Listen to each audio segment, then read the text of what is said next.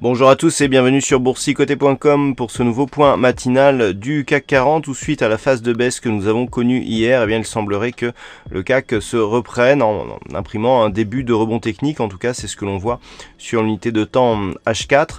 Alors, du point de vue des indicateurs en H4, c'est pas encore très net. On est toujours ici dans une dynamique plutôt baissière. En unité de temps M15, voilà, on voit bien ici que la dynamique était hier fortement baissière avec de nombreuses attaques ici sur la bande de Bollinger inférieure qui évoluait sous la moyenne mobile 20 exponentielle, qui agissait comme une zone de résistance. C'est très visible ici sur ces phases. Eh bien, on est en train de casser ici cette moyenne mobile 20 qui est en train désormais de s'imposer comme une zone de support.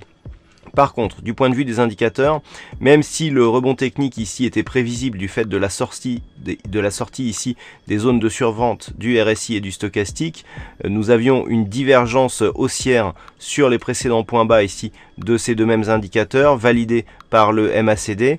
Eh bien, on peut constater qu'il n'y a pas encore rupture du dernier point haut significatif qui se situe ici sur ce niveau des 5325 points. On est venu marquer un point haut sur ce même niveau dans la matinée, mais sans pour autant arriver à le dépasser. Donc tout l'enjeu se fera sur ce niveau intermédiaire des 5325 points. Il faudrait ensuite valider un contact avec la bande de Bollinger supérieure pour créer une dynamique haussière et valider donc la possibilité d'un rebond technique. Si ce rebond technique se mettait en place, eh bien l'objectif premier serait un retour sur les 5352 points. Seulement en cas de cassure haussière, on pourrait parler de retournement. Mais en absence de cassure donc de ce niveau, on aurait tout simplement un ancien support qui serait validé comme nouvelle résistance, ce qui validerait une possible poursuite du mouvement baissier.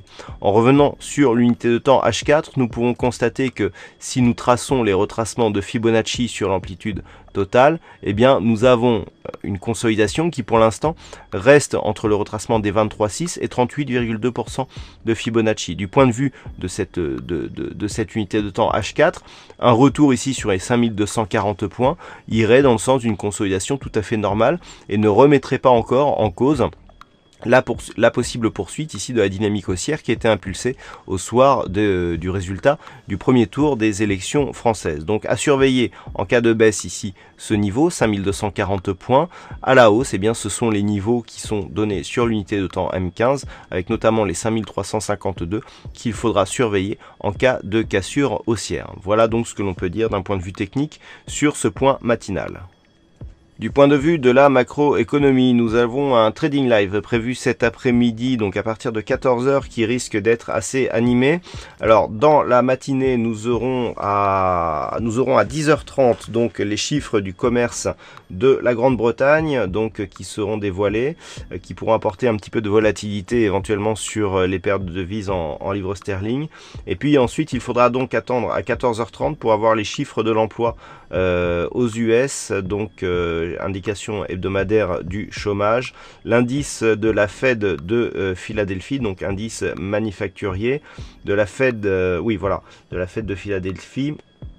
Et puis à 14h45, donc nous aurons un premier discours d'un membre de la BCE, mais c'est surtout à 19h que Mario Draghi est attendu pour un discours qui pourrait effectivement donner un petit peu de volatilité sur les marchés. Donc attention à tout cela. Et donc vous pourrez suivre en direct l'impact de certains chiffres sur le trading live. Voilà, bonne séance à tous, bonne chance dans le prochain trade. On se retrouve dès ce soir pour d'autres analyses techniques, toujours sur le site boursicoté.com.